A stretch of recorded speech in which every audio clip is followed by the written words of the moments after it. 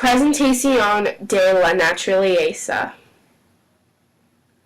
Un día cuando yo estaba caminando por ejercicio, yo vi muchos animales. Los animales que vi eran los monos, los peces, los pingüinos y los delfines. También vi muchas flores hermosas. Las flores eran rosadas, rojas y amarillas.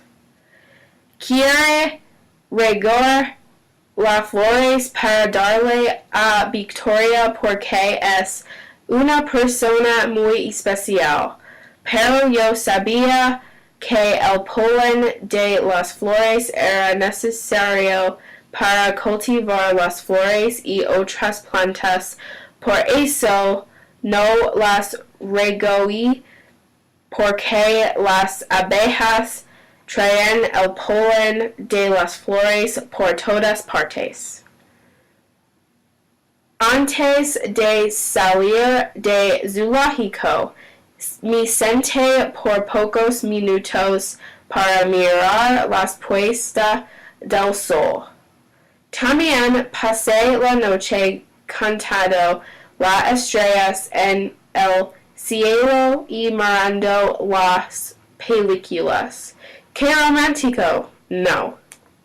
Si nieva muchas mañanas, pienso esquiar en las montañas con unos amigos míos. El miércoles que viene pienso buscar en el lago con mi familia. Me encanta pasar tiempo en mi casa. De hecho, el año que viene espero visitar Washington, D.C.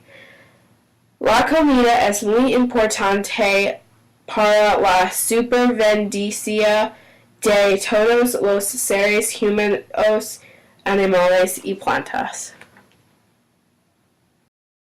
Created using Powtoon.